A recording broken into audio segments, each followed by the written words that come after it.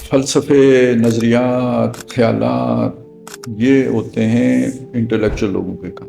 عام آدمی جو ہوتا ہے وہ جو بھی اس کے اندر رکھی ہوئی جبلتیں ہیں نا انہی کا قیدی ہوتا ہے، اور یہ دنیا کی محبت انسان کے اندر ودیت کی گئی۔ زُيِّنَ لِلنَّاسِ حُبُّ الشَّهَوَاتِ مِنَ النِّسَاءِ وَالْبَنِينَ وَالْقَنَاطِيرِ الْمُقَنطَرَةِ مِنَ الذَّهَبِ وَالْفِضَّةِ وَالْخَيْلِ الْمُسَوَّمَةِ وَالْأَنْعَامِ وَالْحَرْثِ۔ اس کے لیے کوئی پی ایچ ڈی کرنے کی ضرورت نہیں پیش آتی، کوئی تعلیم حاصل کرنے کے لیے چین یا امریکہ جانے کی ضرورت نہیں پیش آتی، کسی نبی کے آنے کی ضرورت نہیں پیش آتی۔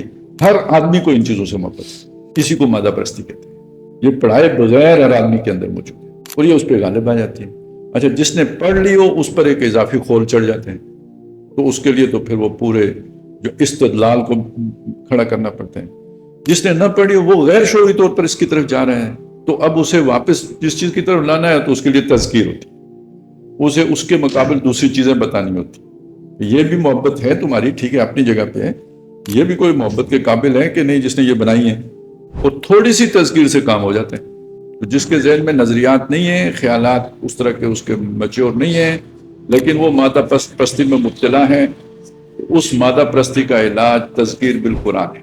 نبی صلی اللہ علیہ وسلم نے فرمایا کہ یہ دل زنگالود ہو جاتا ہے۔ پوچھا گیا کہ بھئی دلوں کے زنگ کو دور کرنے کا طریقہ کیا ہے؟ فرمایا کثرت ذکر الموت و تلاوت القرآن، اس سے وہ دلوں کا زنگ اتر جاتے ہیں۔